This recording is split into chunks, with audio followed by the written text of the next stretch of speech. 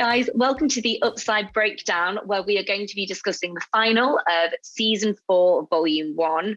And Megan, I think it's fair to say that it is amazing. It's probably the best the show's ever been. And like the finale gave us so much information and has also sparked so many questions and so many theories. What did you make of it?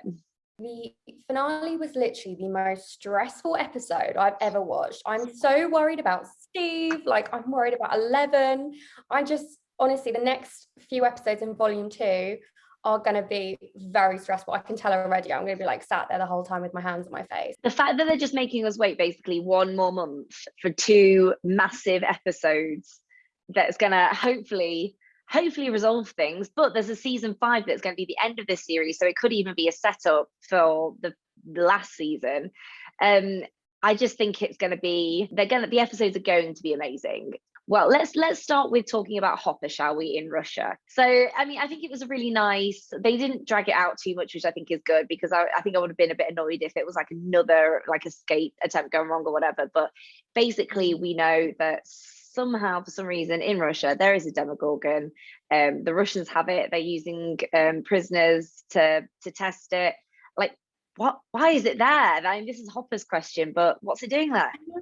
I know. I mean, it makes you think, because it's obviously set around the Cold War, that kind of time, that okay, maybe they will be able to use the Demogorgon as a weapon, but in that case, how many do they have? Can they use it to have more? Can it produce eggs? I don't know. Are they going to war in Russia? So I think it shows how much of the series is actually set around politics as well at the time.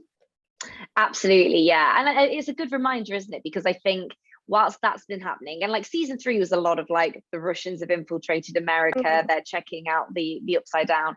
The rest of the series has been very much focused on the horror, which has been one of the best villain arcs ever. It's just perfect.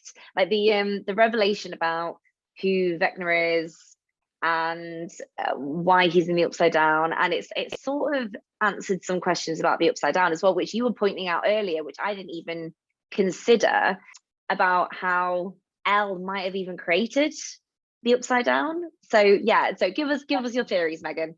Well, I think we still have a lot that's left to be explained. So it's not, 100%, I think, how the Upside Down came to be, even now in season 4. But what I took from it was that El might have been responsible for creating the whole world. And maybe that's why we kind of don't have as much of a concept of time, that, the day she created it is the day that Will went missing in season 1. So it kind of all ties together in a nice little bow, if that is the origin story of the Upside Down. But I think there's still more to it. I'd like to know if it already existed, but if she maybe just opened the first gate. Yeah, well, this is the question now, because I guess when I watched it, my takeaway of it was that El created Vecna and opened the gate by forcing him into the Upside Down, and then that's why it existed in the 50s, because he was alive and doing it, and then it existed post El's release because she helped him escape, and then he could resume his ways. Yeah, I mean, I think the whole series is really complicated. You kind of think you know one thing about the Upside Down, and then another episode will come in and completely change everything you thought you knew. And I mean, even with the revelation of Vecna's identity, I mean, I was nowhere near getting that. I know some people have said to me, I had that theory from day one, but I really did not. I was very shocked. So I think there's still a lot of very complicated questions to be answered. So we had an amazing villain in Vecna, who was Victor Krill's son. And I think the way that it was fed through the series and it all kind of clicked to make perfect sense was so good. And I've got to say as well, I know obviously sometimes it can be really confusing with what's going on with what. And I love that they kind of use Dustin to explain all the exposition, because I think he does it in a really funny way, but it's information that we need. When he's just wait. Yes, and then comes out with all this stuff. It's okay, yeah, we needed a pause. We needed 30 seconds for him to explain all this to all us dumb people watching it. So I like that they've done that with his character. And obviously the Vecna reveal really ties all of our heroes in Hawkins together as well, because obviously you've got the gang who were stuck in the Upside Down, who got through Watergate, and the gang in the real world, and how they use all of the stuff from previous seasons with like the lights and the parallel worlds and stuff to like actually to their advantage, I thought was so cool. It is quite confusing at times with the Upside Down. And I mean, the scene where you have Dustin and Lucas's sister sort of pulling the other like lot through. I mean, that was like mind-blowing for me. And of course, in that moment, we see that Nancy is possessed, which I think until that point, we had no idea was going to happen. Oh my God, I know. And it's like, it's funny, isn't it? Because it's like, I love how they really used their knowledge of the Upside Down and what they've learned to like their advantage of like, oh, we actually know how to get them out. And we're like, because before it's like they've all just sort of been flailing, hoping for the best, and now it's like they're the experts of the Upside Down. But then obviously everything turns on its head, because when Nancy goes through, it's like it's weird, isn't it? Because she, you know, the others who were possessed by Vecna have really bad headaches, and they have like early hallucinations and they can't sleep and stuff, whereas for her it was like she fell through like a void. So whether it's just the fact that there's more of a connection because she's in the Upside Down to like the thing that makes her feel guilty, which obviously was a Barb throwback, which gotta love it. Do you remember hashtag justice for Barb? Simpler times. Obviously now the gang knows the trick to bring them back using music, and I really love, I'm not sure if you've seen it, but there's a fan theory that because they're at Eddie's house and we've already seen him have a moment with like his guitar, that he is going to play her favorite song to like get her back. And like my favorite part is that it's going to be that Steve knows the favorite song because they're meant to be together. There's a lot of questions about this. I am personally, controversially, I guess, Nancy and Jonathan in my heart. I think I love Steve, but I like him being independent. I like seeing him trying to find someone else to be with. I feel like Nancy and Jonathan are so solid, and we know they both love each other. So part of me thinks they are going to kind of kill this Steve and Nancy storyline in the end, but I mean, we'll see. And I think as well, the question of who will know her favorite song. Obviously at this point we know like Jonathan is like so far away right now, we didn't even see him in the finale, so it's more likely that Steve will be the one to get the song. And there's also, I've seen on Twitter a lot of fans trying to guess what song it's going to be, and the key one I've heard so far is Toto's Africa, because apparently her and Jonathan listened to that together at one point in the season, and people think it's going to be to do with that romance. So I'm excited to see if that is the song. So one of the biggest storylines of the season and of the episode is obviously we finally find out what happened with Elle as a child, and how she escaped the lab, and how she banished Vector into the Upside Down, which she may or may not have created.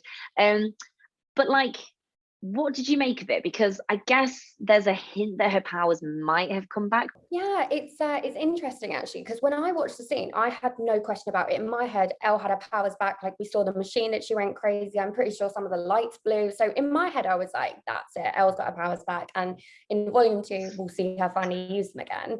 But actually, now that we've sort of had this chat about the fact that they might not have actually come back, that it could just be hints and she's sort of remembering, I don't know, maybe volume 2 is going to kind of actually really surprise us, and she's not going to get her powers back, or maybe she will, but not to the level that she needs. Because I mean, Vecna's pretty powerful in this. I mean, the amount of people we've seen him kill throughout the season, I'm not sure Elle would be able to take him on personally. So I kind of wonder if they're gonna maybe need her to kind of join up with someone else to make that happen, to be able to actually defeat him. Well, you know who we haven't seen, and I don't know whether that's because she's going to arrive in volume 2, or whether the writers are literally just like, you know what, forget that happened, that never existed.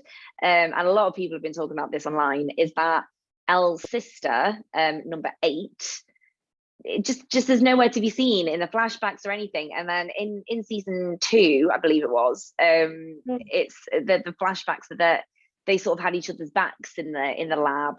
But obviously this new version that we're watching, which I feel like has tried to be explained by like it was like missing memories, he blacked all this out because it was too terrible, which is kind of like, okay, yeah, but shouldn't 8 have still been there for all of this? Like there's nothing about her like escaping beforehand, although I guess that could be an option, and there's no reference to her at all. So do you think she's coming back, or do you think they've just been like, everyone hated that, we're just gonna pretend like it never happened? I don't know that they will bring her back personally, but in my opinion, I would really like to see her come back, because I think that would make so much sense for the series. You know, we even see her, well, we see her for a split second when she was a young girl with 11 in the Rainbow Room. We see that in the moment that 11 or then Jane's mum comes and looking for her, we see that she's playing with number 8.